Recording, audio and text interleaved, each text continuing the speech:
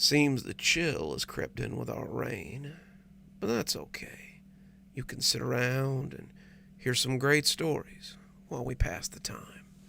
Welcome to Cozy Horror with me, Dr. Plague. Let's get started and see what sort of spine-tingling tales we can share today. We've all got a favorite TV show from our childhood. I was always partial to the Teenage Mutant Ninja Turtles myself, but that might show my age a little bit. But some of our programming from when we were younger definitely doesn't age well, skews a little more towards the horror quadrant. So let's have a look at some lost media while we explore Children of Men. I pulled up in front of the shop and had to recheck my directions. It was a dingy little hole-in-the-wall place between a Dollar General and a computer repair shop. It looked like it had just existed here since the creation of the first VHS tape. The windows were covered in thick yellow paper, and the outside was caked with a film of old dirt. The sign on the door read "Open," but it was barely visible through the dirty windows. There was no way this place was what I wanted. When I was a kid, I remember watching a show called Children of Man. As a kid, the premise of the show appealed to me. The show was all about kids living on an island in the Pacific, trying to survive day-to-day trials. The producers had gotten about 40 kids from all over America, ages 10 to 12, and dropped them off with supplies and instructions on how to survive. The host, Chris Mansworth, was a survival expert, and he would create challenges every day for the kids to complete. There were 4 teams of 10 kids, and the winner of each challenge got something cool for their area of the village. I watched the show religiously as a kid. Every Saturday night, right after The Simpsons, the show would come on, and I would be enthralled. I always imagined that I was on the island with them, surviving day to day. The challenges were really neat, too. They had kids gut and clean their own meat, dig wells by hand, build rafts for raft races, and make aqueducts so their village could have running water.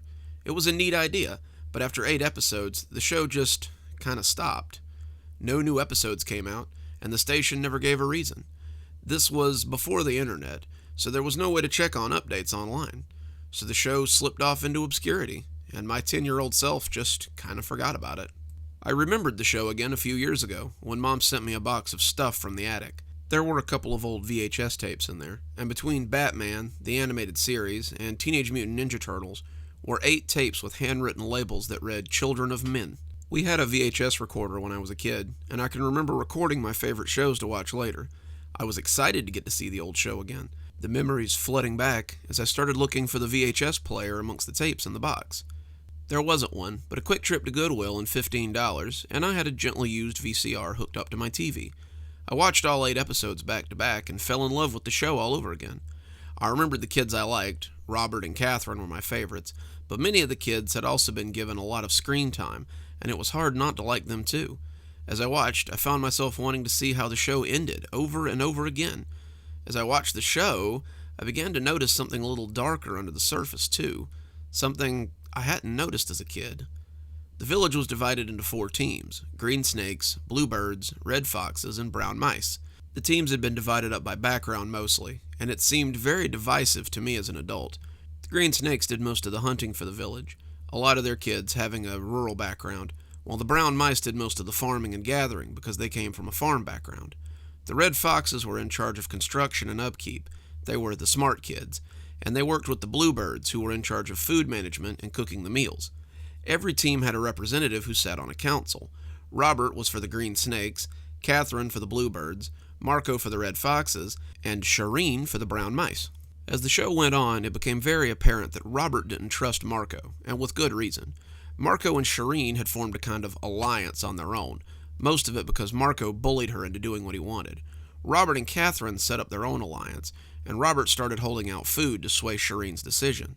The village needed food, and Robert pointed out that he and Catherine were the ones providing it. Robert and Shireen wanted a fair split for everyone, but Marco tried to split them into class systems that would put his foxes at a higher tier. Robert didn't like that, and it became very clear that if Chris hadn't been there, there would have been a lot more fighting. Robert was a big 12-year-old, a stocky bruiser who won battles with his fists most of the time, and Chris had to separate him and Marco on more than one occasion. Marco was smaller, but definitely had charisma. He had most of the mice and all of the foxes on his side, and I wasn't sure how I missed all of this tension as a kid. It all came to a head on episode 6. Marco was caught hoarding food in the Red Fox village. It wasn't just food that the other teams had been bringing in either. He had been taking the comfort foods from the canteen the brown mice ran for the village and storing them in his hut. Robert discovered this and took Marco prisoner, demanding that he be placed on trial. The whole village was in an uproar, but Marco agreed to be confined to a central cabin until the council could rule on his trial. Chris was setting the whole trial up as an episode 8 for the viewers. At the end of episode 8, the council found Marco guilty, and the episode was ended with a lot of shaky camera work and the Red Foxes storming the podium where Marco was seated. That was how the show had ended. The little bell chimed overhead as I stepped into the tiny place. The store looked like a throwback. Sharp-looking rickety shelves that were covered in plastic VHS boxes and dust. The shelves held VHS tapes, Betamax, and DVD cases that were arranged neatly amongst the filth and dust. A quick look showed that they were all arranged alphabetically, like an ancient library of some sort. The shelves fronted onto a glass display case that held murky wonders within. On the counter was a TV, an ashtray stacked with old butts, and a greasy store clerk who smiled at me as I approached. "You the one who called about the tape?" he asked, showing a mouthful of stained teeth as he smiled. I had searched for months on my own. I had taken to the internet in an attempt to find something, anything that would give me some closure. Wikipedia told me that only 8 episodes were aired, but that 12 had been intended. I dug deeper and began to see that the show was a mystery all its own. The list of children that had been on the show was woefully incomplete. Marco and Robert were there, so were Catherine and Shannon, and Chris was there as the host, but none of the other children were named.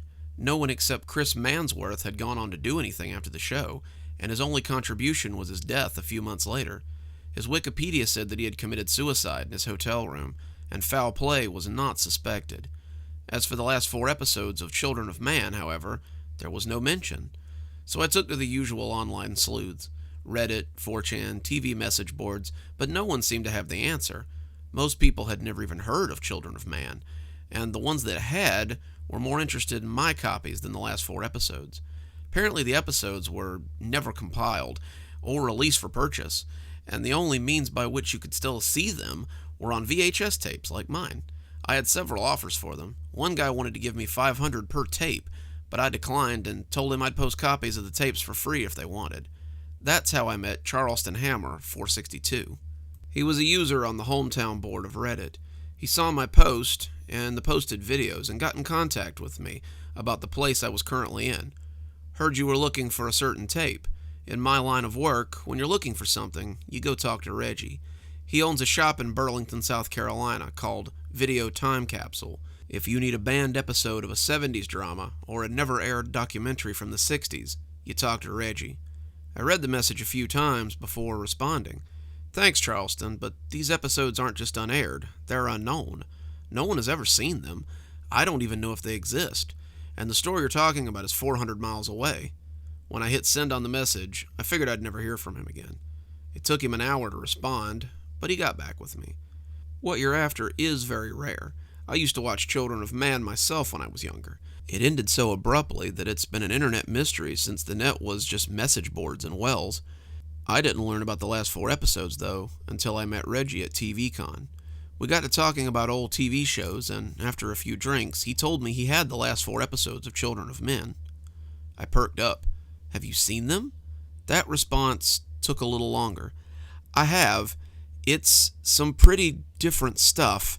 I won't ruin it for you, but if you value the way you remember the show, don't watch it. There's a reason these episodes never made it to air. Here's the number to the store. If it's late, call him anyway. Reggie keeps weird hours, and sometimes that store's open 24 hours a day. He's an eccentric dude, don't doubt, but he has what you're looking for. The number was at the bottom of the message. Yeah, I said, no longer quite sure what I was doing here. Yeah, I called about the complete series of Children of Men. He nodded, reached under the counter, and slapped a plain white case onto it. All 8 episodes, recorded as aired, he said, studying me. I frowned. I'm after the last 4 episodes. His piggy eyes glinted behind the grease-smeared glasses. There were only 8 episodes aired. And you told me you had the other 4 that never aired. He smiled, and it did ghastly things to his porcine face. Had to make sure. Come to the back. And with that, he disappeared behind the curtain into the back room. I walked around, hesitating for a moment as I touched the curtain, and followed him. I'd come 400 miles, might as well go 5 feet into hell. The phone rang 6 times. I was just about to hang up when someone answered and spoke through a mouthful of food. I didn't understand him, but once he'd swallowed whatever he'd had in his mouth, he tried again. Video time capsule, where your memories are always on sale. What a tagline. Yes, I'm looking for something specific. The sound of something being stuffed into the speaker's mouth and chewed loudly assaulted my ears as he continued. Aren't they all? What you looking for? Clearly, customer service was not his strong suit. Episodes 9 through 12 of Children of Man. I heard something hit the floor, and the speaker cursed loudly. Yeah, you must be mistaken. There are only 8 episodes of Children of Man. Look, I said a little hotly, I was told that you have things that no one else does. I want to see those episodes. I don't even want to buy them. I was just told that you have them in your possession. Is there any way that I can just... $500, the voice returned, and the tone was not to be bargained with. In cash, before I will even let you see them. I agreed, despite the outrageous price, and now I was here in the grungy shop, preparing to go into the back. The back was worse than the front. DVDs and VHS tapes were stacked into teetering piles. The back room was lit by only a few dingy overheads, and I could see an old TV casting its glow from the back. The floor was riddled with trash, and I swear you could hear the mice scampering around to get out of my way. What sort of videos could you find in here? Would this place give me anything but heartbreak? This seemed like the setup for 1,000 scary stories, and I suddenly didn't want to see these mysterious artifacts. But like anyone else who comes to find things that they want, I needed to see them. Reggie was waiting by the TV. He had an ancient set that looked very similar to the one my parents had owned. On top of it was a VHS DVD combo player that had a set of rabbit ears stuck out of it like a weather vane. There was a wooden chair in front of it with a little blue pad on it. Reggie held up a hand. $500, he said. I reached into my pocket, but I paused. How do I know it's authentic? Look, I could get into a lot of trouble for even owning this, okay? You think guys who possess child porn go to prison for a long time? This would put me under the prison for life. If you want to see those episodes, then I need the money. Are we doing business or what? I handed him the money, and he popped the cassette tape in and walked away. Not joining me, I asked. Not for another $500, kid. I heard the curtains rustle, and the show began. Episode 9 gave us a recap of the trial, and then the storming of the stage. When the show started, I noticed a distinct lapse in the film quality. Whoever was operating the camera was just shorter than the usual crew members, and they seemed barely able to lift the heavy rig. Finally, the camera had Robert in frame, and he began to fill us in on what was happening in the village. It's been about 3 days since Marco's trial and his escape. Since then, Fox Village has been separated from our village. They took most of the brown mice with them, and now they're trying to raid us every night for food. Something's going on over there. We heard shouts this morning, and... At that point, the shouts got louder, and Robert ran off screen as the camera tried to follow him. We came to the edge of Red Fox Village. Many of the huts that were once on the verge had been burnt out, making a kind of barricade between them and the rest of the village. Many voices were cheering as something swung from the tree. At first, I thought it was just an effigy, a dummy maybe, but then suddenly I realized it was Shireen. She hung like a grotesque wind chime in the space between the villages, and Robert shouted for Marco to stop being a coward and come out. Some of the kids were crying, but everyone on the other side cheered and shouted, "Traitor!" or "Faithless!" at the swinging body of Shireen. I sat glued to the TV, unsure if any of this was even real. It was night when the next recording resumed. It seemed that whoever was running the camera wanted us to see a raid. The night vision on the camera showed kids with torches fighting other kids who were leaving their storehouse in a hurry.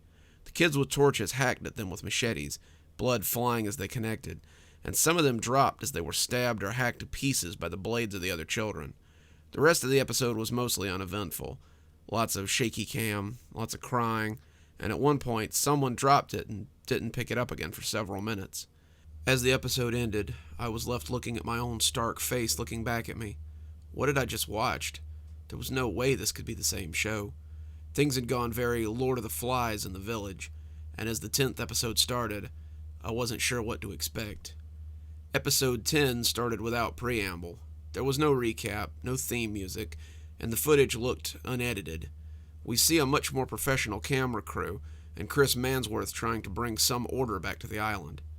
They're coming up through the shallows, Chris and about 10 adults, coming up in the dark towards the village. Chris was talking about how it had all gotten so out of hand, and how he was going to try to rescue the kids. As they came into the seemingly empty village, Chris cupped his hands and began to shout at the empty huts. He told them that the game was over, and that it was time they went home. He told them that there was a boat that would take them home, but there was still no response. He moved deeper into the collection of straw huts, the fires burning low around him, and that was when they struck. Kids with spears, kids with machetes, came screaming out of the darkness, and the cameramen backpedaled furiously as the adults were completely taken by surprise. Blood flew, legs were sawed off as pint-sized pygmies, hacked and chopped, and Chris Mansworth was buried under a pile of children as he screamed and flailed. As the cameraman tripped and went down, we see the shadow of a child standing over him as the spear comes down as well. The episode ended very abruptly. I was speechless. What the hell had happened to them? These were kids that had been doing challenges and making friends. The rivalry between Robert and Marco had always been the most serious part of the show, but now they had devolved into savagery. The 11th episode was about 10 minutes long. It opened on a stationary camera shot of the same space where they had held the trial. Marco was on his knees before the camera, and he looked bad. His left eye was a puffy mass of bruised tissue. His left ear was a bleeding stump. His nose looked to be cut jaggedly. He was weeping silently, and his tears were thick and bloody. Robert stood behind him. He had always worn a white football jersey in every episode I'd seen him in, but the garment was stained red and brown now. He bled from several places on his chest, and when he raised his machete, it was with obvious pain. This morning, before the sun had risen, this dog attempted to attack our village. He violated the rules of war as agreed upon by he and I. We agreed to a battle between our two villages at dawn. This snake tried to attack us in the night and lost. Thus his village is forfeit. As the winner, I sentence him to death. Please, Robert, Mansworth said, his voice off screen. The show's over. We can all go home now, back to your parents. It doesn't have to end like this. As Marco cried his terrible tears, Robert looked at Chris off screen and turned back to his enemy. The show is over. This is our home now. He brought the machete down. Marco cried out and fell face first onto the ground.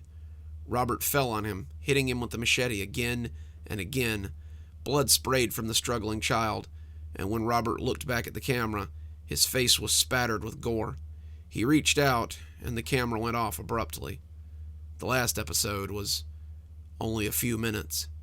It started with a shaky cam journey through the jungle. The runner was being pursued. I could hear the footsteps behind him. As the runner got to the shore, he jumped onto something and pushed it into the water. The wooden deck of a boat came into view, and as he drifted out, I could hear oars working in the water. He sat the camera on the seat as he rowed, and the faces of children could be seen in the surrounding jungle. Then, everything went dark. The tape clicked, and the TV went back to static. I left it in the VCR and stumbled out of the back room. Reggie was sitting behind the counter and looked up at me with something like sympathy. He held something back towards me, and I saw it was my money. I shook my head and stepped away from him. I had bought a ticket, and I had paid the price. "You okay?" "Yeah. So, what happened to the kids? They just left them there?" Reggie shrugged. "Coast Guard picked up Mansworth about 2 days later. He was drifting in the ocean and looked extremely rattled. He wouldn't tell them how he had gotten out there or where he had been. When he got back, he gave the tapes to the studio, and the next time anyone saw him, he was dead." And the kids? "The studio never pursued the show, never sold the aired episodes. They never even tried to air what Chris had brought back. They just made the whole thing disappear. I suppose there's an island out there full of kids who wanted to be on a TV show and just never came back. Their parents were likely told there had been an accident or something. The whole thing was hushed up, and eventually people forgot. You'll forget one day, too, he added, as though he thought it might help. As I lay in bed now, trying to forget the horrible things I saw, I hope I do forget, but I doubt I ever will. So if you ever find an island out in the Pacific, maybe one full of locals that look just a little not right, turn your boat back out of sight. Those natives are not friendly. I think I can hear some thunder on the horizon.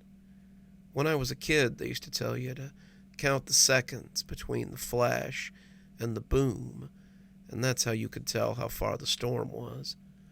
I always wondered if there was any truth to that. Who knows? It's a fact that children sometimes play strange games. Some of them are games we played as well, but some of them are games so clandestine, games so mystical that our adult minds can't quite comprehend. So, who's to say a couple of kids might not be indulging in a little bit of fortune-telling, a little bit of future reading? Well, what these children find in their future is anything but bright. So let's explore what happens when we run afoul of a chatterbox. She died very suddenly, though none of us could have known what lay inside her. Her name was Kimmy Wynn, and she was from Korea or Singapore, somewhere like that. We never learned much about Kimmy. Her family didn't speak very good English, though, but Kimmy spoke it well enough to understand the lessons. We tried to befriend her, but Kimmy was shy, and I'm ashamed to say that we took to bullying her. We were in elementary school and extremely cliquey. Kimmy was an outsider. She wore strange clothes. She didn't speak like we did, and we made fun of her for it. Most days, she just sat in the back of class, sat on the pavilion at recess, and said little to nothing. When she died, it surprised everyone. Kimmy lived in a small apartment complex in a not-so-great part of town. Her family worked for her uncle, Mr. June, who owned a market in the neighborhood they lived in. Kimmy had been working there after school, helping her parents pay the bills, and she'd been making a delivery on her bike when someone had abducted her. They found her bike just sitting on the curb, wheels spinning slowly, and the police didn't seem hopeful in their investigations. Her kidnapping was all the buzz around school, and my friends wanted to talk about little else. Marissa, our sort of leader, said she bet that Kimmy had just made the whole thing up so that people would be friends with her after she was found. Leanna said that she shouldn't say things like that, but you could tell she didn't really feel very scandalized. She said she'd be praying for her, praying that they'd find her safe, but even at 10, I doubted it. I kept my mouth shut on the matter, personally thinking it was terrible. No one should just be grabbed off their bike as they tried to help their family. A week later, they found her body in an empty lot near her uncle's shop. Mom wouldn't let me watch the news report about it, but Marissa said that the newsman had said that she was chopped into little pieces and left there. The news thinks it might have been something to do with her uncle, but they don't seem to know much about it. A service was held for her at the local Korean Baptist church, and I saw a picture of her parents lighting a little paper boat and floating it out for her. Her two sisters, one of whom was in the first grade, were there too, and I remember thinking how awful it would be to lose someone like that. My own sister wasn't very nice, but I still didn't want anything like that to happen to her. A few days later, Miss Hurd stopped me as I was going out to recess and asked if I would put the stuff from Kimmy's desk into a box. Her parents are coming at the end of the day, and I really need to be outside with the other children. Just put it on my desk and come outside when you're done. I saw the pack of Marlboros in her hand and guessed that child-minding probably wasn't the only thing on her mind. Marissa stayed to help me, and I found that Kimmy's desk was surprisingly neat. My desk looked like a garage sale, but Kimmy's desk was very organized, and it was easy to pack her stuff away. Marissa cooed over her Hello Kitty pencil box, but I reminded her that we weren't allowed to take her stuff. The pencil box, her notebooks, her folders, and a cute little art supply case went into the box too, along with a Hello Kitty eraser and a pencil set. Marissa looked over it all greedily, but I wasn't trying to get in trouble for taking anything from a dead student, especially not when the teacher had trusted me to pack it. We were loading some of her notebooks when a small purple book fell out of the middle of them. Marissa pounced on it before I could even fully register what it was. I told her to give it back, that it didn't belong to her, but Marissa was already opening it and leafing through it. "Oh, no way! It's her journal! Give it, Marissa. It isn't yours. We need to put it in the box before someone sees it." "No way. No one knows about it, so who's going to miss it? Unless..." Marissa got a mean look on her face. "You're going to tattle on me." I stopped complaining then and let her slide the journal into her pocket. Marissa and I had been friends since first grade, but I hadn't forgotten how mean she could be either. She had bullied me in kindergarten for the better part of the first half of the year, until I'd come to school with a brand new backpack one day, and she had fallen in love with it. Marissa had said someone with a backpack that cool had to be friends with her and Leanna, and I had been part of their clique ever since. That had only been 3 years ago, though, and I wasn't in a big hurry to go back to the way things had been. Marissa and I were friends, but Marissa could be mean when she wanted to be. I won't tattle," I said softly, more to myself than to her. "Good," she said, snatching the pencil case out before I could get the lid on. I set the box on the desk, and I made sure that Marissa was out of the classroom before I left. I didn't want her doubling back to grab anything else out of there. The idea to make the chatterbox was Marissa's, as so many other bad ideas usually were. She read the journal to us at recess, taking delight every time she or Leanna were mentioned. My name came up a few times, though it was usually by association. It appeared that Kimmy had been keeping a journal of people and how they had wronged her, as well as how they had wronged others. Quite the little spider was Kimmy, hiding away and listening to people as they gossiped or went about their lives. Marissa said, getting a mischievous look. "I've got an idea." She turned to the back and tore out an unused page, beginning to write the predictions for her chatterbox. If you're unfamiliar with the item, it's probably because it has a million names. I've heard them called fortune tellers, whirlybirds, paku-paku, salt sellers, cootie catchers, and any number of other things. Sometimes when I post about them online, I get little fights started over what they're called. People have 1,000 different names for them, but they seem to be something known worldwide. They are little devices that you put numbers in, picking numbers randomly until you get your fortunes and learn your fate. Marissa had already started writing the same old things she always wrote on the wedges anytime she made one of these. They were never very creative, usually things like you'd marry a millionaire, that you'd be a princess, that you'd have 20 children, that sort of thing. She was always very predictable, but she never seemed to include anything bad in her predictions. Marissa, despite being a bit of a brat, didn't like for bad things to happen to her or her friends. When she made the chatterbox, it was always the best outcomes. "Okay, pick a number." I looked at the chatterbox questioningly. What are you doing? Isn't it obvious? If Kimmy knew so many secrets, then maybe she won't mind telling us our future." The idea of using a dead girl's paper to tell our fortunes made me shudder, and I shook my head as she turned to Leanna. "Come on, Lee, let me tell your future." I guess it couldn't hurt," Leanna said. 5. Marissa opened and closed the device very fast, before holding out for her to pick another number. 7, she said, smiling a little as the paper creature plopped open and closed very quickly. 3, she finished, and Marissa opened the flap. "You should tell Jana what you..." But Marissa stopped suddenly. She seemed to realize that she had read words before she had quite put together what they had said. "Tell Jana what?" Leanna said, smiling but looking a little nervous. Marissa looked at me. Did you write something on this while I wasn't looking?" "No. When would I have had a chance?"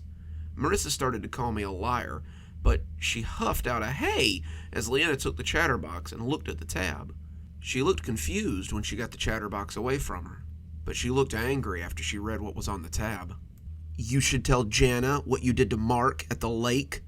She tossed the little paper thing in Marissa's lap. "I told you that in confidence. I only kissed him because you said that I should." "Lee, I didn't write that." But Leanna was already storming away, heading for the picnic tables. Marissa looked back at me, holding the paper craft out as though inviting me to take my turn. I I don't really want to do it. It feels kind of creepy. Oh my God, Marissa groaned, deep in her throat. Here, I'll do it. She picked numbers at random, moving her fingers very quickly as she selected her fortune. Marissa looked mad, furious even, but that didn't seem to stop her from selecting numbers and finding out what her fortune might be. The fortune that Leanna had read had shocked her, and she was interested in finding the ones that she had written so she could feel okay again. It was a fluke, she must be thinking, and now she was going to prove it. She opened tab number 3, and I could see her hands shaking as she read it. Felicia doesn't like you. She pretended to because her mom asked her to. She looked at me suspiciously, but I just put my hands up and looked at the words inside. It's not even either of our handwritings.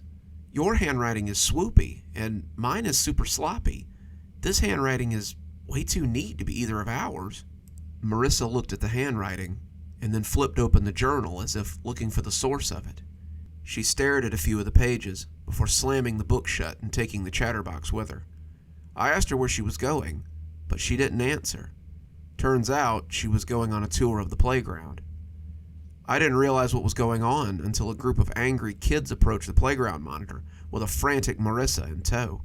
The lead girl, Felicia Spaulding, looked livid, and Marissa was trying to tell her how sorry she was with every step she took. Miss Conway, Marissa's telling lies about my friends and me. Miss Conway, a broad, beefy, grandmotherly woman with hands like slabs of meat, looked at Marissa and then back to Felicia. What's going on, girls? What's this about lies? I didn't write it, Marissa wailed, waving the chatterbox with her free hand. She wrote lies about us in her chatterbox. Her box said that my mom had gotten an abortion and that Cindy was adopted. Cindy, the tall girl with the wavy brown hair that hung with Felicia in her clique, was crying and shaking her head. Other kids had similar stories. Some said that her chatterbox had told them that their parents were getting divorced. Others said that it had said it knew things that they had done or things they had said. One of them even claimed that it told him that his aunt would die later that week and that she was in the hospital with cancer.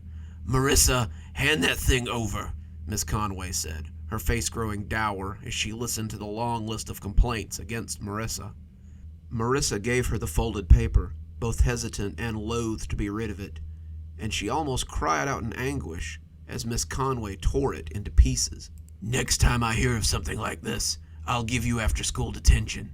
Stop writing lies about people, and the rest of you go play. They all dispersed, Marissa looking down at the pieces of the chatterbox as they drifted in the wind. I hadn't walked up with the rest, but I was still close enough to hear Felicia tell her not to expect to go to any of her parties anymore. Marissa changed after that, and it seemed to me that the chatterbox was the reason for it. For the rest of the day, she just sat at her desk and looked down at her lap. I couldn't see what she was fiddling with at first, but eventually I saw it was another one of the chatterboxes. I was shocked. Hadn't she learned her lesson after the first one? Her book was open, but her hands moved below the lip of the desk in a rapid series of jerks and swoops.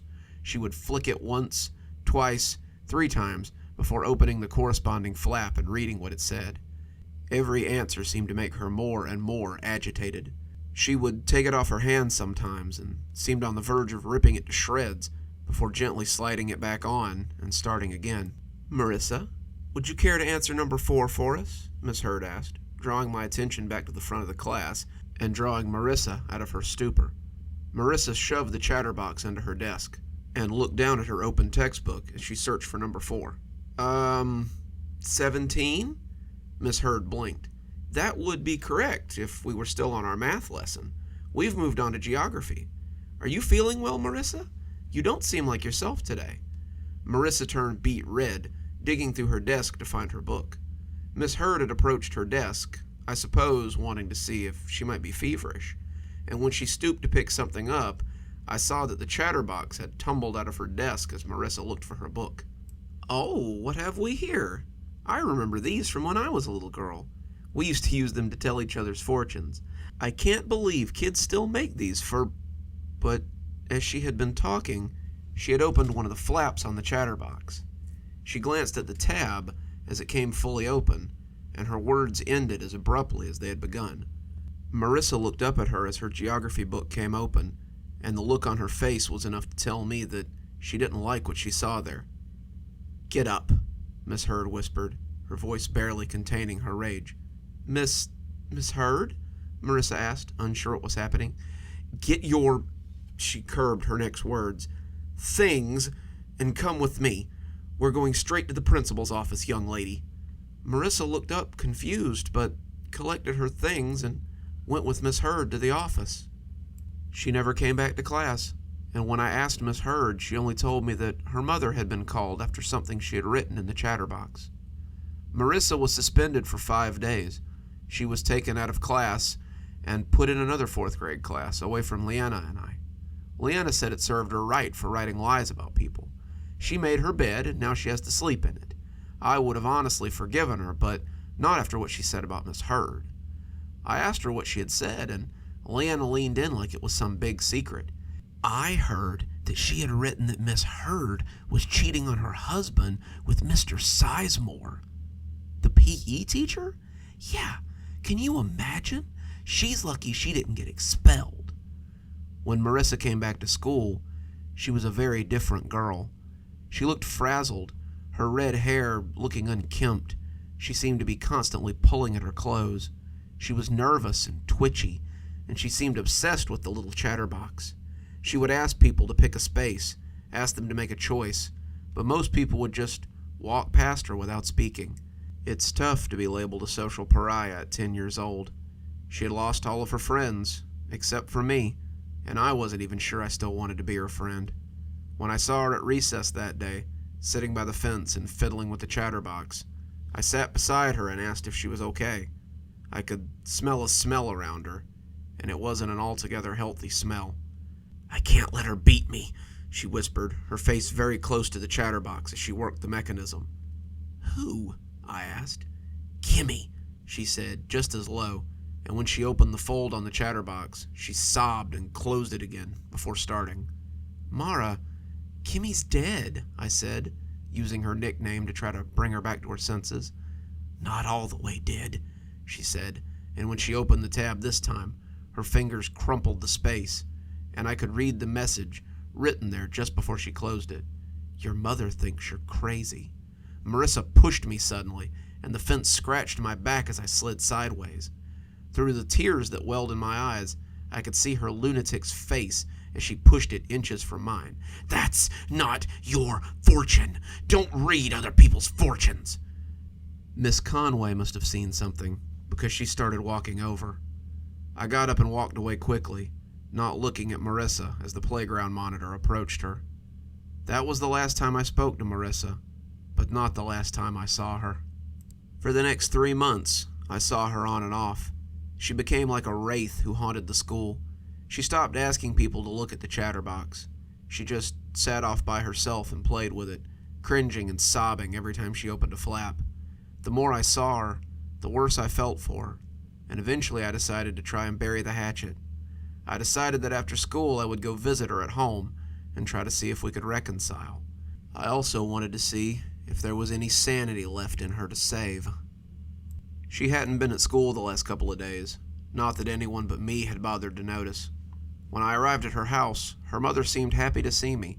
She told me that Marissa had been feeling poorly lately, and that maybe a friend might cheer her up.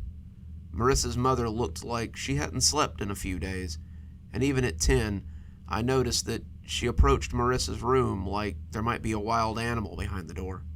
She knocked, slow and hesitant, and told Marissa that I was here to see her. Marissa said nothing. She knocked again, asking if Marissa was awake. Marissa said nothing. Her mother opened the door slowly, and I could see Marissa sitting at the desk with her back to the door. She never moved when her mother walked over to her, and as I stood in the doorway, I couldn't help but take in what appeared to be the lair of a crazy person. Some of the details would come to me afterward, but many of them were seen in the split second that we often use to see details and assess if a person is a threat or not. The floor was full of chatterboxes, like a flower bed of folded paper, and her mother seemed to be stepping over them gingerly. The outside of them were covered with words, all of them written in that neat, spidery handwriting. The writing on the wall was all Marissa's, though. She had written on the wall in anything she could find. The scrawls were a messy jumble of pen, pencil, paint, charcoal, and even rusty red colors that might have been her own blood in a few places. The words were strange, not making a lot of sense. She watches. She whispers. She tells me, I'm crazy. I'm insane. I'm a disappointment. She haunts me. Most chilling of all was the rusty red smear of the word Kimmy over the head of her bed, like she had traced it with a bleeding finger. When her mother started to scream, I was turned away from the bloody words as if someone had slapped me. She was screaming Marissa's name again and again, shaking the ragged scarecrow that she had become. She begged me to dial 911, and I ran downstairs to do just that. The paramedics couldn't figure it out. They said it was like her heart had just stopped, and no amount of CPR or defibrillation could bring her back. As they laid her out on the ground, I could see her face frozen in a rictus of fear and shock. Looking to the desk, I saw the chatterbox she had been toting around. It was grimy, covered in fingerprints, but I believe to this day that it was the same one that Miss Conway had destroyed all those weeks ago. The open flap was blank, the surface stark and unmarred. I can't imagine what she could have read there, and I honestly didn't want to find out. I'm in high school now. 8 years have passed, but I still remember the lesson I learned from Marissa. It's unwise to mess around with the possessions of the dead. Their things are better left undisturbed, their memories left unread. It was the last lesson Marissa would ever learn, and she learned it too late. If it's a lesson I ever forget, I have a reminder on my desk every day. You see, when I came home from Marissa's funeral, the chatterbox was sitting on my doorstep. I can't prove it was the same one. I know that it can't be the same one, but that didn't stop me from scooping it up and putting it in my pocket before my mother could see it. I heard it whisper to me that night. Its whispering is little more than a mutter as I sit here writing. It's harder to hear, but it never goes away. That's why I refuse to touch it, let alone use it. Let Marissa and Kimmy keep each other company inside that thing for the rest of time, for all I care. I don't want the knowledge they hold that badly. I think I've said it before, but I'll say it again. Listening to rain hit the roof really puts me in mind for a nap. But, I suppose if I start snoring during the next story, you can always just poke me awake. There are those among us, not pointing any fingers, that find the idea of using the bathroom in public to be a truly terrifying venture. If that's you, then I'd recommend you give this story a pass. Otherwise, you might just get caught with your pants down. I've worked construction since dropping out of high school, so about 20 years. I know most people don't think much of it, but if you haven't shivered in the night lately, then thank a construction worker, because we probably built the thing that's keeping the elements out. It's not glamorous work, but I've managed to claw my way up the ranks till I've got my own crew, run my own job sites, and live pretty comfortably. After 20 years, I've noticed that there are constants in this industry, but only 3 standouts: hard hats, lunch pails, and porta-johns. Job sites and porta-johns go together like, well, hand in glove. They're always necessary, always terrible to get stuck in for long periods of time, and always seem to smell both sterile and like a horse manure field. In 20 years, I've been inside more porta-johns than I have women, and unfortunately, I think some of them were cleaner. This particular time was a little different. A lot different. And it's something that sticks with me to this day. It's been weeks, months even, and I still wake up sometimes in a cold sweat as I see that thing and hear it grind its teeth together. I'm getting ahead of myself. Let me start from the beginning. We were working on these new apartments, one of those big old buildings with about 8 units per floor and about 15 floors that are wedged between one another. One that's mostly the same thing. I was sipping my 5th cup of coffee when I heard the ominous rumble from my guts and knew what was coming. I'd had 2 breakfast burritos from Dolly's. She's an angel, but she goes heavy on the pepper. A whole pot of coffee, a hash brown as big as a pretzel, and now it was all coming to a head. The guy showing me the blueprints for the building looked at me with real worry and asked if I needed to take a minute. I told him I was fine, but he got about halfway through telling me about a problem with the wiring when it happened again. I gritted my teeth. That one might as well have been a starting pistol, and I told him I'd be right back. I made it to the lift just before the doors closed, and the guy who was taking it down looked worried as my stomach growled like a V8 with a bad carburetor. "Too many Dolly spicy chorizos, boss?" he said, and I nodded as the sweat started to stand out. "It's fighting with the pot of coffee and the hash brown in there, and it's anybody's bet who's gonna win. Remind me not to follow you into the John," he said with a laugh as the lift came to the ground floor. I was out and looking for one of the blue boxes that marked our porta potties. There were about 5 of them on the site, and wasn't long before I found one over by the office. I was waddling now, trying not to lose it right here in the yard, and the guys were laughing as I came ponderously towards my oasis in the desert. I closed the door, pushed the black locking bar into place, and had my pants down and my ass over the hole before I could embarrass myself any further. I checked for paper and was glad to find some. Not always a given, and as the pressure began to relieve itself in the worst possible way, I closed my eyes and sighed happily. I'll save you the messy details, but needless to say, I was glad when it was finally over. I took out my phone, giving it some time to see if there was any more business to conduct, and that's when I became aware of the strange sound. First, I thought I might not be done, but I realized pretty quick that the slight splashing noise wasn't me.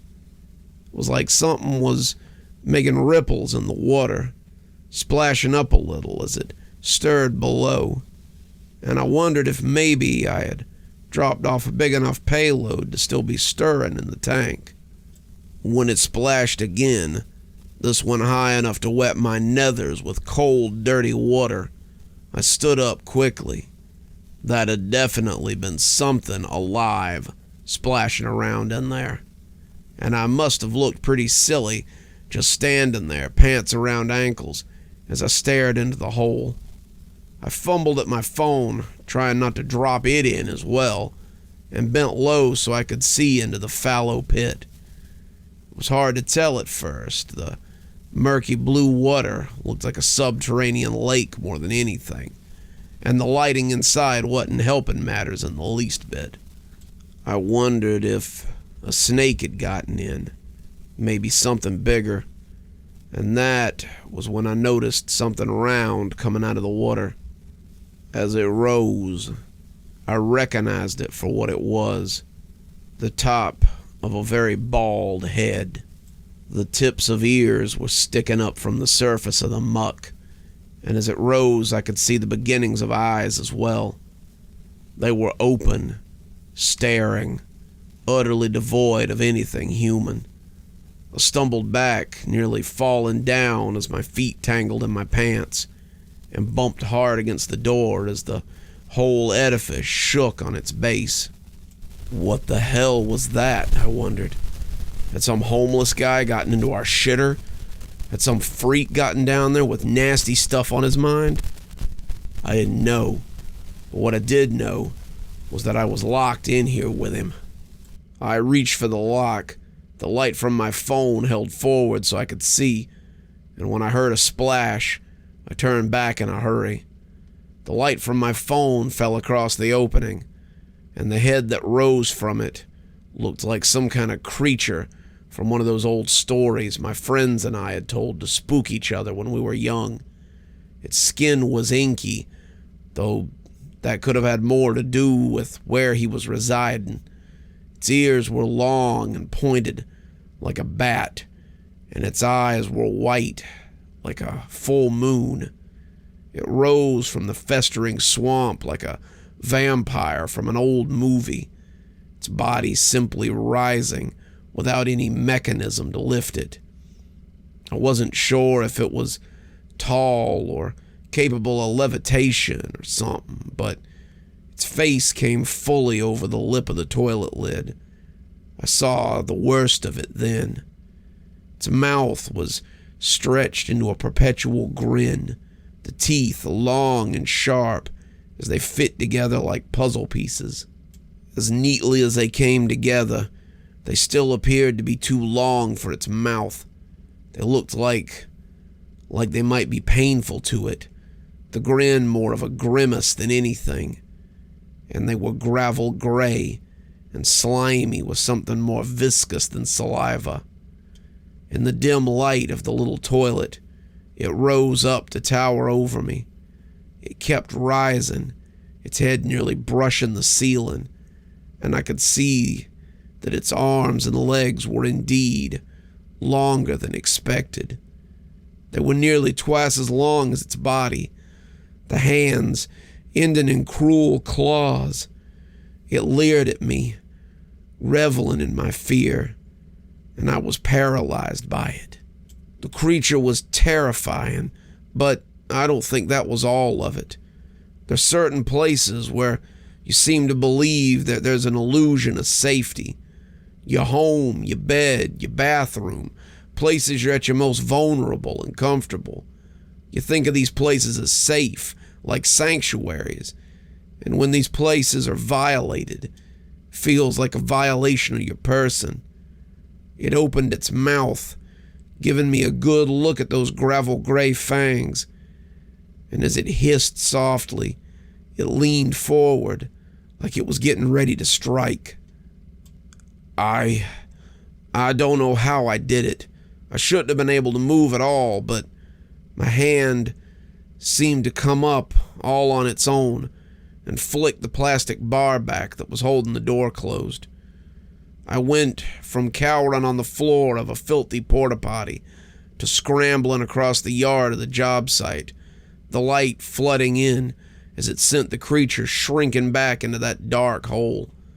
I had crab walked about 20 feet when I realized that I hadn't had time to pull my pants up, and I was scrambling half naked across a job site with hundreds of people on it. I didn't think all of them were watching me, but that was way more eyes than I wanted there to be.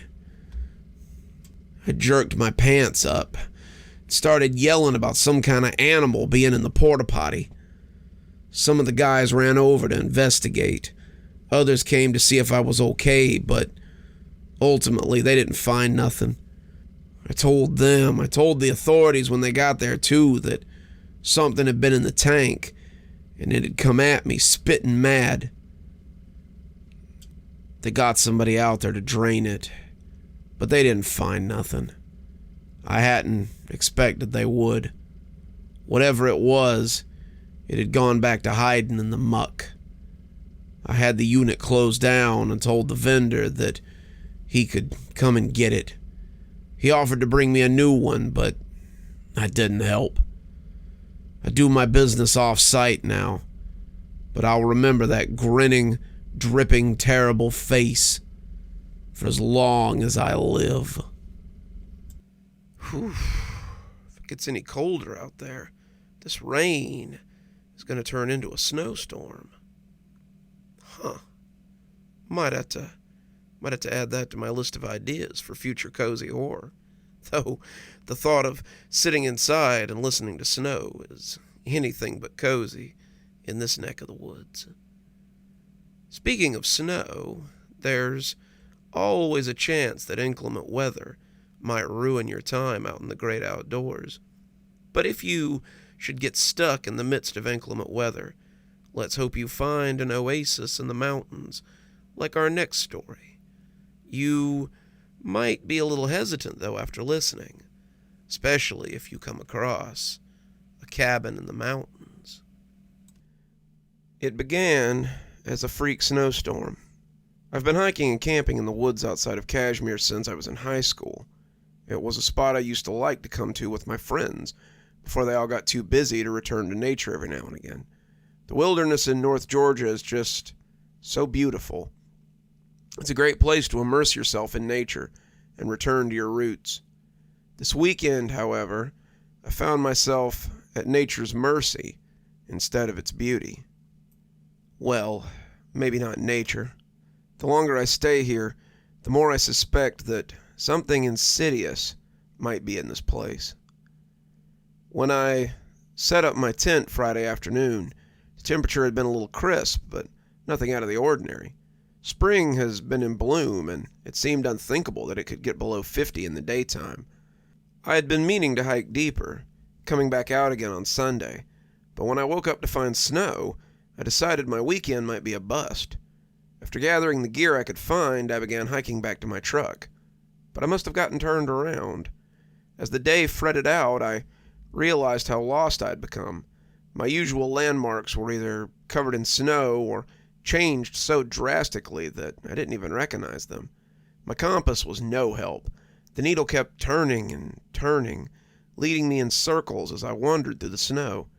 As I got more and more turned around, the night began to creep up on me. I was soon watching the sunset as I thought about whether or not to put up my tent or keep walking. And that was when I saw the light. It was small, like a candle on a windowsill. I'd never seen any houses out in the woods before, but it was possible that someone had built one in the 6 or 8 months since I had last been out here. I began heading in that direction, and as I did, I saw a cabin begin to materialize amidst the snow. A candle was burning on the windowsill, and as I approached, I began to look for signs of life. I saw no four-wheelers or any means of getting in and out. I was making sure to make a little noise, whistling and crunching loudly through the snow so as not to startle someone who might not want company. The cabin was not the sort of pre-made ones you sometimes saw in showrooms. It looked to have been made of sturdy trees, and the wood looked new and raw. Someone had built this recently, and it made me even more aware of whoever was inside. It was pretty likely that a gun lived there as well, and I was in no hurry to be a squib in the local paper. As I knocked on the door, I felt a little like Goldilocks trying to introduce myself to the three bears. I don't know what possessed me, but when no one answered, I tried the knob. It opened easily, and the door wasn't locked, so I stepped out of the snow to find a roaring fire in the grate of the one-bedroom cabin. It was humble.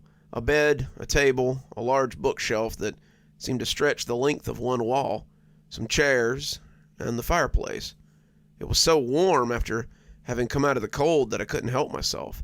I stepped inside and made a beeline for the fireplace. I was careful not to track snow in, leaving my boots and pack on the front porch in the hopes that whoever lived there would recognize that I was here and not be startled. I don't know where the owner of the cabin was, but if they were out hunting in this weather, I wasn't likely to receive a warm welcome.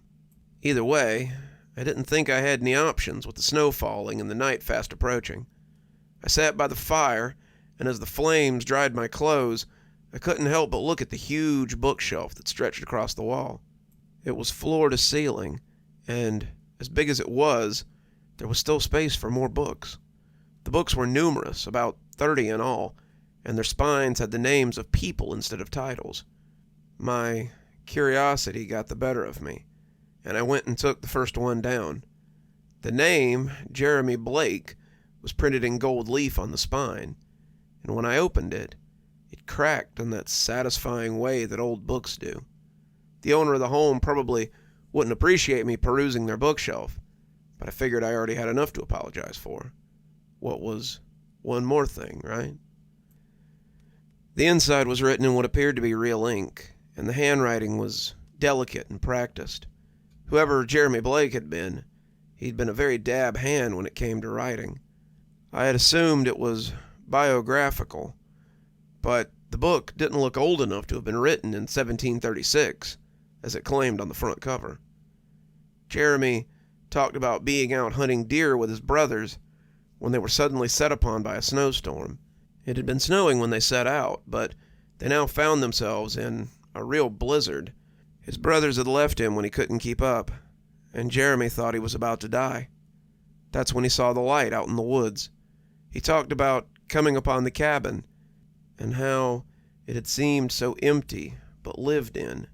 Like me, he had decided to thank the owner when he returned, and set about penning this in his journal, which he'd brought with him. I pray the snow passes quickly. I would love nothing more than to return to my father's home, so that I might chastise my brothers for leaving me in such a sorry state. The next entry, though, was a little bit different. Jeremy had woken up to find that no one had returned to the cabin, and the snow was still falling outside. He had thought it looked a little better, and now that he was warm, he thought he might try to make his way home again. Jeremy opened the door to leave, but upon stepping out, he'd walked right back into the cabin instead. He tried this several more times, but always found himself stepping back into the warm, inviting cabin. There was only one door. When he tried to break a window in his fervor, he found they would not break. He became a little bit upset, fearing that he had stumbled into some kind of deviltry. He tried to leap through the window and nearly knocked himself unconscious.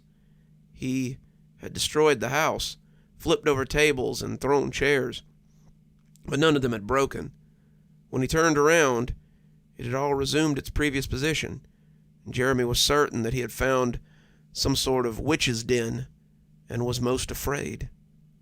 The next few days were full of entries about Jeremy continuing to live inside the cabin and discovering what it was all about. He found that he didn't need to eat or drink, which was both a blessing and a curse. Despite not needing these things, he found that he was always hungry and constantly licking his lips when his mouth felt dry. He watched from the window as the snow began to melt, and as winter became spring, he watched the animals roam outside the cabin. After a while, his entries became a journal of what he'd seen from the cabin's windows, until I discovered the last entry in this long series of observations. I don't know if anyone will ever read this. I suppose it matters not. I've existed in this house for a long, long time. I cannot say how long, but I was not even 15 when I came in out of the cold, and now when I look at the glass over the fire, I see an old man staring back at me. I don't know how much longer I'll survive, but today I saw another person for the first time in a long time. I was looking out the window, watching the snow fall again, when a child came hesitantly from the tree line. He was looking at the small candle that had brought me here, but his eyes got big when he saw me looking back at him. He took a step towards the house, meaning to come inside or ask who I was, but I shooed him away. I think now that I should have let him open the door to see if I could escape, but I couldn't take the chance of that boy being stuck here as well. Better to die alone here than have some young fellow watch me pass. He scampered away when I banged on the glass and yelled at him. Probably for the best. I'm going to stop now. This journal does nothing but remind me that I'm alive. Maybe it would be better to be dead. I wasn't sure what to make of the journal. Was it real, or some make-believe story the owner had concocted? I looked at the bookcase and wondered if they were all like that. It was getting dark outside, so I took the second journal over to the fireplace so I could read it in the roaring light of the fire. A pine knot cracked as I got comfortable, and the whole experience was very rustic. The handwriting was a little rougher, not the same as the beautiful script of the previous one. Inside were the musings of a woodcutter. His writing was shorter, more surface level. He'd gotten lost while chopping wood and found the cabin on his way home. He stopped in to see who lived there and got himself trapped inside. just like the writer before him. He'd used his axe to try to break free, but to no avail. He'd taken up the book he found on the shelf and began writing to pass the time.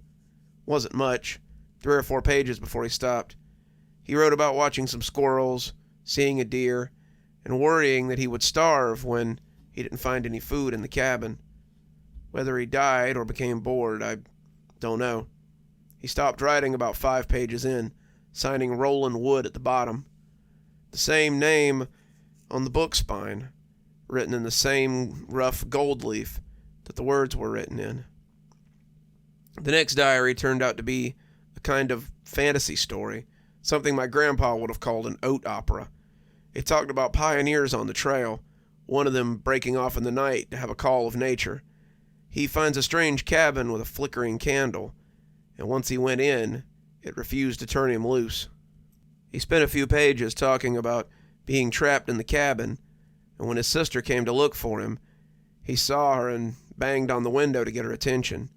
She looked up, clearly startled, and ran away before she could help him.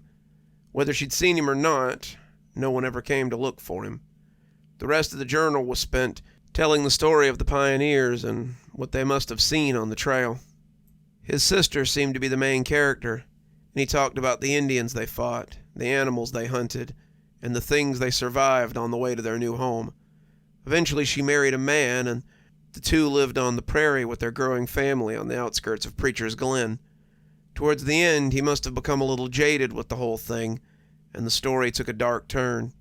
His sister, her husband, and her children became riddled with hardships as the Indians descended upon their house, burning their crops and killing them all. The sister watched her family suffer for the crime of leaving her brother behind. The journal ended with her finally being allowed to die at the hands of her captors. He signed it William T. Pitt on the last page, and when I looked up from the story, I realized it was day again. As snow rattled loudly against the window, I had to wonder if it had only been a day. Jeremy's journal made it clear that the concept of time was a little wobbly. Had I been here a day? A week? A year? The snow was still blowing outside, but it didn't have to be the same storm that had brought me here. I looked at the door as I got up to put the book away, and wondered if I would find myself stepping right back into the cabin. I took a step towards the door, but I wasn't bold enough to try it yet. I needed more research first. With little else to do, I picked up the 4th journal. I noticed that William Pitt was on the spine of the 3rd one as I put it back, and Beverly Stryker was on the spine of the one I took down. It seemed that the cabin had finally attracted a female resident, and I was interested in getting her point of view on the whole situation. Beverly's story was a little different from the others. Miss Stryker was in trouble when she found the cabin. Beverly had been fleeing into the night to escape her abusive husband. She hadn't wanted to marry him. He was not the sort of man that women like to marry, but she had made the mistake of falling for him when she was young, not realizing what a brute he was until it was too late. By then, her father had decided that if his youngest daughter wanted to marry someone so far below her station, then he would let her. He had enough useless mouths to feed, useless mouths in need of dowries, and her husband had asked relatively little from him by way of a dowry. The two had been wed less than a year when Beverly had run away for the first time. He had found her easily enough. Her husband was a hunter, and her trail had been easy to follow. He had his farm hands tie her up in the barn and whipped her with a horsewhip he used on the colts when they were breaking them in. Her skin had been covered in welts, broken and red from the lashing, and Beverly had been left in the barn overnight to think about what she'd done. She thought all right, but it wasn't likely the reflection her husband had been thinking of. Beverly lay in the filthy hay all night, thinking about her current situation and planning her next escape attempt. She played the dutiful wife for the next 3 months, filling his cup, cooking his dinner, and keeping his house like he liked, until her husband grew lazy again. He stopped having the hands watch her so closely. He stopped locking the bolts every night so she couldn't escape. He stopped putting the dogs out every night so they would alert him when she left. Then one night, she ran, but not fast enough. He was after her sooner than she expected, and she had heard the bang of the dogs and the clump, clump, clump of the horses' hooves. She was running through the woods, the early autumn chill sending goosebumps up her skin. She hadn't gotten dressed in anything heavier than a shift. If he'd caught her getting dressed, he'd have known she meant to run. So now she ran in the light of the late-year moon, her body bathed in the golden light as she fled for her life. When she had fallen, she had expected to be ridden down out of hand, but the hooves and the dogs went past her as she lay curled in the boughs beneath a tree. The roots made a kind of cage, Beverly looking through the bars as she listened to insects and night birds singing their song. She expected to be found, expected to be caught, but as the night deepened, she found it was only her out in the wilderness. The dancing light had stolen her from her worries, and that was when she noticed the candle. Beverly found the cabin and had been trapped by the enticing cage. There wasn't much after that.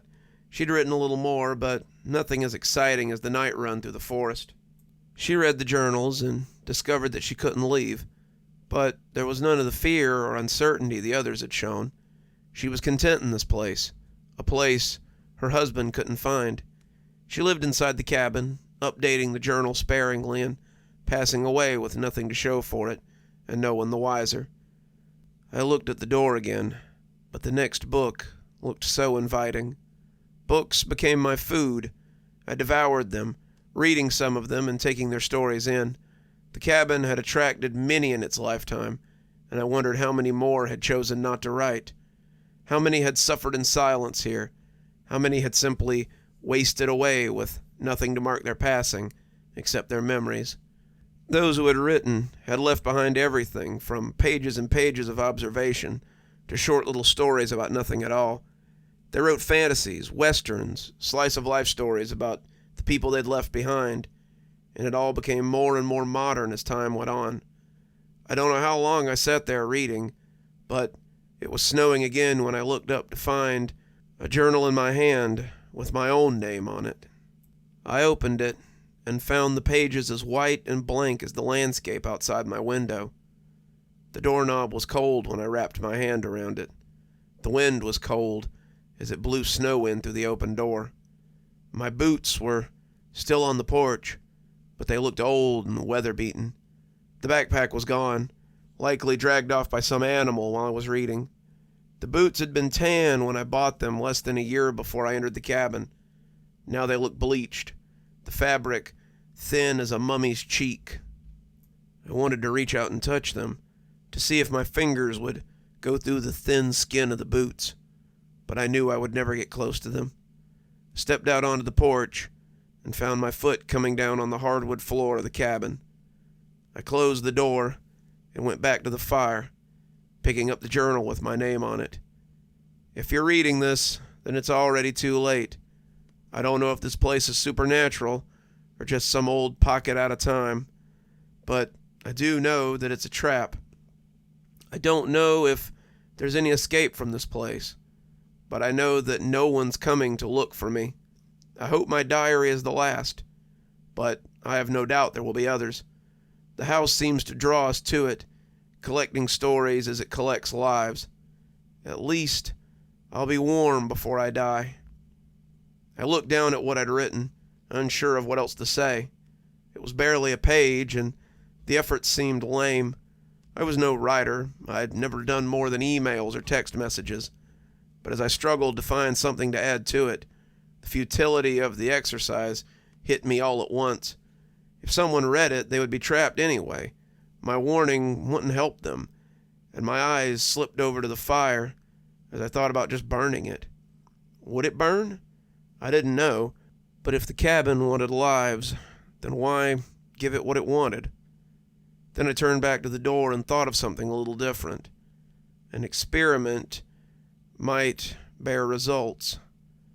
The book thumped onto the porch when I tossed it, and when I turned back to the bookshelf, it hadn't returned to its spot. The snow skittered across the pages, leaving wet runners on the paper as they marked them. They fluttered back and forth as the wind hit them, but the book was a little too heavy to be pushed by the wind. The snow seemed loath to come up on the porch, so I didn't think it would ruin it. When I closed the door, I hoped that someone would see it before they opened it. I had added a little bit at the end, and as I sat shivering by the fire, I hoped they would notice the book and follow the instructions before barging in. Knock 3 times and open the door. Under no circumstances come in. If the house is empty, run away as fast as you can. If I'm here, hopefully you can help me escape. One more story for you. I think the rain's starting to slack off, and as we all know, horror stories and the bright sunshine just aren't a good combination.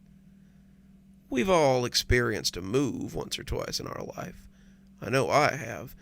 And with moves come strange circumstances, weird sounds in the house, or maybe a creaky foundation in the wind. But always be mindful of the supernatural, even in the newest of houses. You wouldn't want to hear the Burbles from beyond.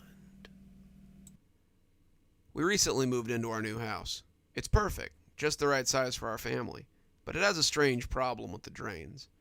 I noticed it while I was unpacking the bathroom things. I turned to discover that my husband hadn't flushed and pushed the lever to send it down the drain. When it did, I discovered that the sinks burble whenever you flush the toilet. Nothing too jarring, but it scared me a little when I first heard it.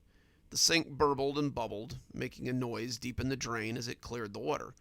My husband laughed it off when I mentioned it to him. "It's an old house, dear. The pipes are on the central line that feeds into the septic tank. No one has used them in a while, so it's probably just getting used to people being here again." I blew it off as a weird thing the house did and just went about my business. A week later, the drain started burbling when I took a shower, too. I overlooked it, though, not wanting to dwell on something I ultimately couldn't do anything about. This was the first place I'd lived with a septic tank. I'd always used city water, and I figured it was just something that happened when you used a septic tank. My husband barely seemed to notice it, so I assumed it was nothing out of the ordinary.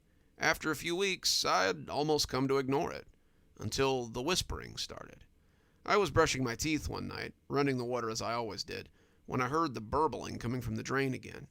I had bent my mouth to the stream to get a mouthful of water, when I could have sworn I heard a burbling kind of whisper coming from the drain. It was barely audible, more like a gurgle than a burble, but as I listened, it almost sounded like words. Black bank bees. Back bank bees. I turned off the water, spitting my mouth full of paste down the drain, and closed the door behind me. The burbling got worse from there on out. It didn't just bubble when the water was on. It always bubbled, loud and jarring, and I was still certain I could hear some kind of whispering. My husband just shrugged it off as normal. He was busy with work and didn't have time to indulge his flighty wife. I put up with it as best I could, but it was honestly starting to grate on my nerves a bit. I heard it in the kitchen, the living room, and especially whenever I had to go to the bathroom. The bathroom seemed to be the epicenter, and as the days progressed, I became more and more confident I could hear words amidst the gurgles. I lost my cool one night when my husband was working late.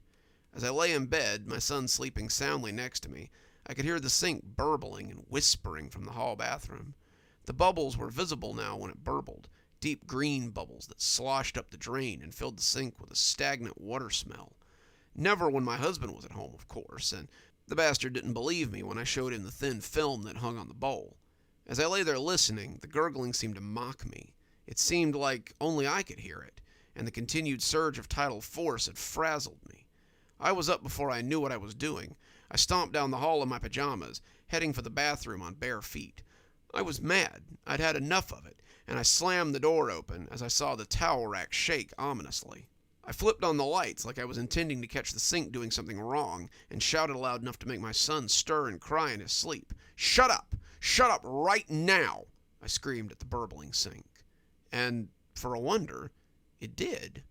The drain stopped burbling for a few seconds, and there was peace. Then a geyser erupted from the drain and splashed high enough to splatter the ceiling in a green fountain.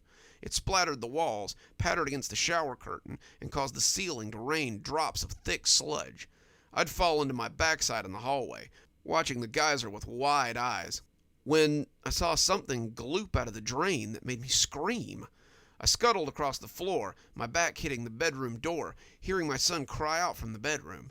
I had seen the last thing I would have expected from the narrow bathroom drain, and I was certain now that I could hear something else joining it as it gurgled onto the bathroom floor. A hand. A hand of sludgy, green liquid that had pushed its way up the drain like an angry hurricane. I reached with numb fingers for the knob, the fingers refusing to find purchase as I slapped at it uneasily. I heard a gurgling thunk then, the sound of water trying to maintain a shape it was unaccustomed to, and something cast a shadow against the door. The best way I can describe it is the shadow appeared to be cast by a living jello mold. It was solid, but not transparent. It cast a watery shadow, its form undulating as it came towards the door. A single green watery hand gripped the door frame. I screamed as it lumbered into the hallway, and my grasping hand felt like a dead fish. It was 6 feet tall, bulbous and amorphous, with a shuddering bald head. Its eyes were murky green coals, and its form was a wiggling mass of barely contained fluid. The fluid was, well, it was awful. It had clearly drawn its matter from the septic tank, and the things floating within the water didn't bear thinking about. It took a single unsure step, the unstable golem shaking as it took another tottering step forward. My son was screaming now, unsure where I was, and his terror only amplified my fear. As it wobbled towards me, leaving puddles of oozing liquid on the floor, I heard the burbling voice again as it whisper wailed its words. Beck, bank, bees. Beck, bank, bees. I tried again to open the door, my eyes locked in terror on this watery monstrosity. Beck, bank, bees! Beck, bank, bees! I felt my own water puddle on the floor as my bladder let go, the creature towering over me. Beck, bank, bees! It yelled.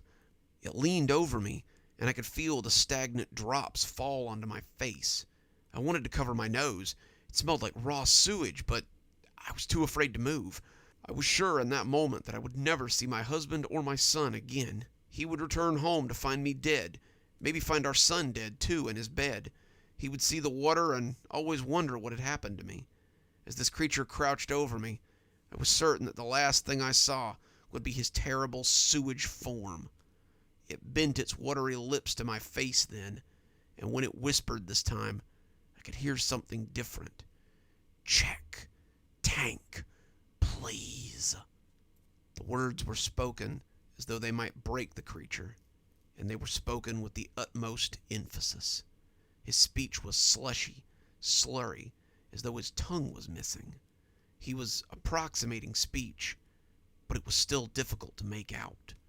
I looked into those green orbs and repeated back what he had said. Check, tank, please?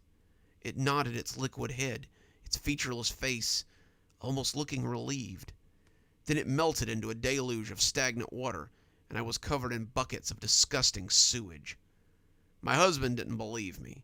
I was still cleaning up sewage when he came home, and he was utterly flabbergasted. I told him about the creature, about its final message, but he refused to believe it. It was a dream, he said. The septic tank had backflowed into the house, and I had dreamed this watery creature. We went back and forth for hours, until finally I had the solution.